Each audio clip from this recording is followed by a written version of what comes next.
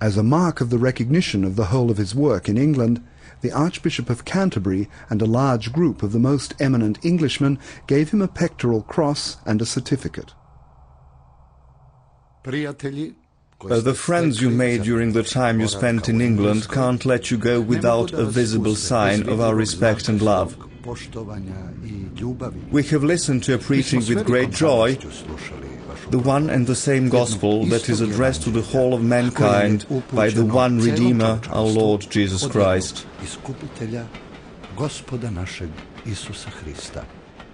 While he was still in England, the Holy Episcopal Assembly of the Serbian Orthodox Church, in March 1919, elected Dr. Nikolai to be bishop of the diocese of Žiča. Arriving in Serbia, Nikolai thanked them for the honor, but once again refused episcopal consecration. The Serbian president, Stojan Protic, followed by various prominent people, attempted to persuade Nikolai. Yes, yes, these brethren and gentlemen is your thinking. Nikolai must simply become a bishop and everything will be all right. But other and much more vital necessities and questions are silently passed over, which must be thought about and acted on. This is not just a question of filling the empty place brought about by the death of a bishop.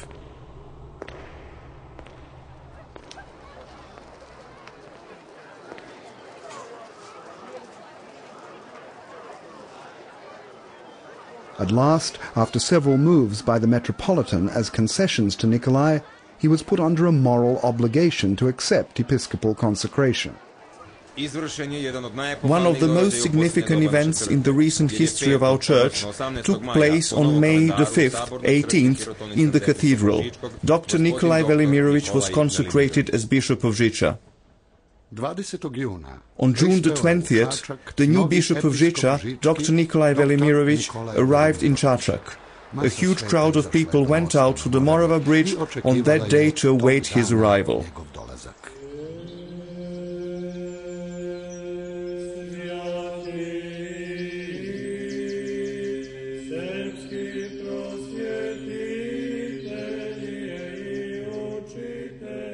In 1920, the United Serbian Orthodox Church in the new state of the Serbs, Croats and Slovenes received once more its former status of a patriarchate.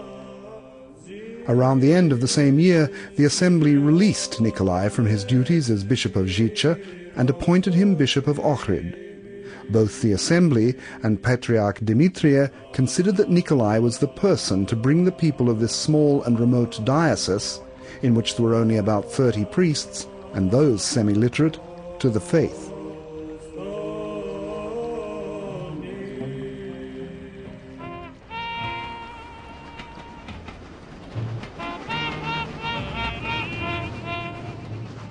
The Black Colony in New York asked its new bishop to preach a sermon in their church, St. Philip's. Before the service, 40 black boys went into the church carrying Serbian and American flags, which were warmly received. After the service, one of the priests introduced the bishop to his flock and said that the Serbian bishop Nikolai, a son of the heroic Serbian people who was known throughout the world, would speak.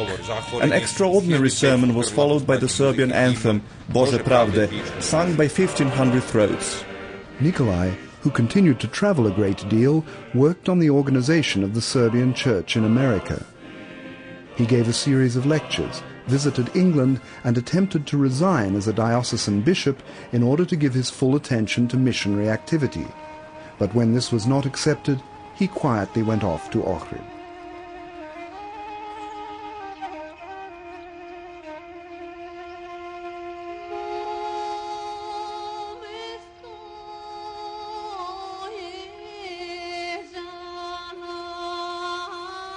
Almost everyone who knew him says that this was a great change of direction in his life.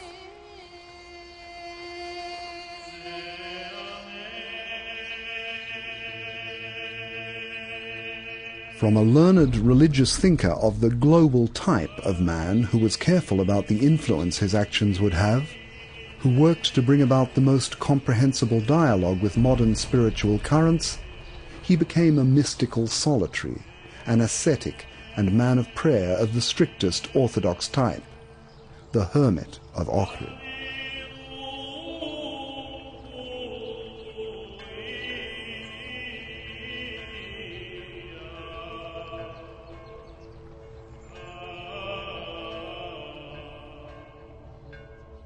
Were I a mountain stream, I would be thinking, not of my uneven path, but of the lake that is awaiting me. Terrible indeed is the abyss into which those fall who are enamored by events that pull them down. O Heavenly Mother, my only love, set me free from slavery to events and make me thy slave.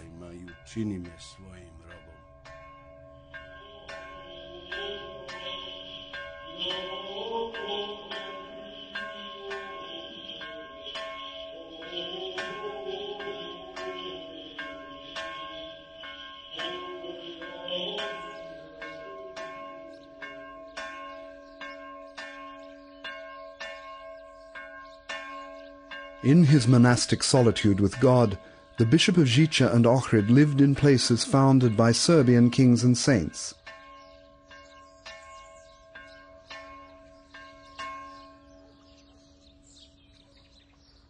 Simply, without personal needs.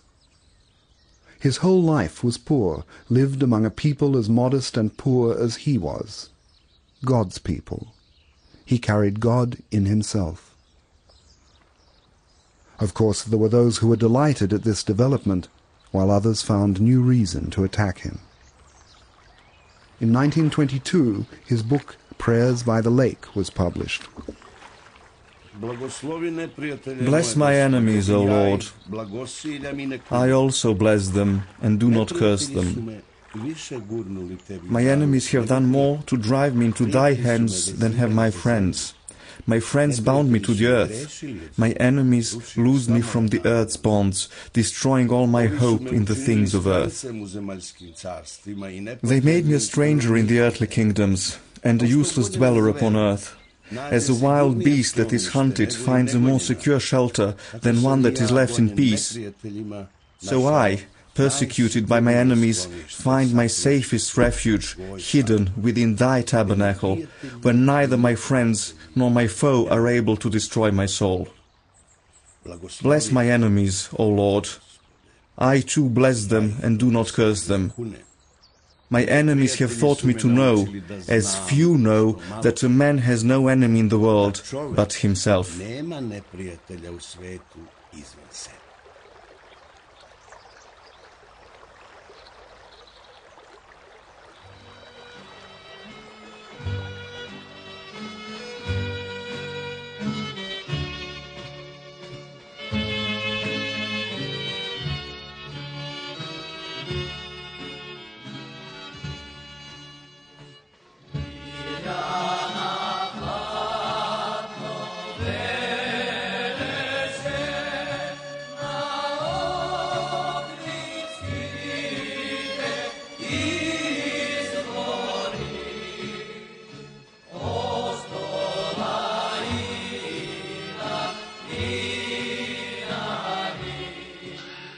Before making journeys all around the diocese, the bishop would, in breaks in his writing, walk through the streets of Ohrid and on the shore of the lake. It is said that during these walks he was accompanied by ravens which he fed, referring to them as wise birds. One raven in particular was always hopping around the bishop, behind and before him. It was as though Ananda Vrangavran, in a symbolic presence, was seeking of the bishop a further, deeper knowledge.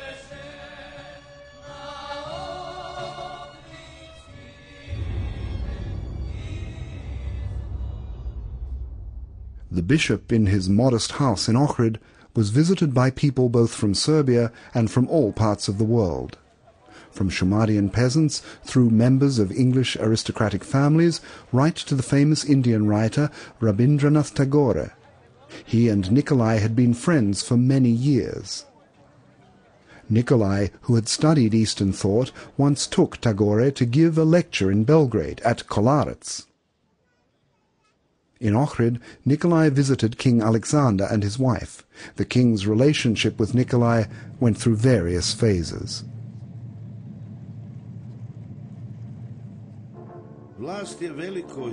Power is a great temptation, and few are those who are able to withstand this temptation.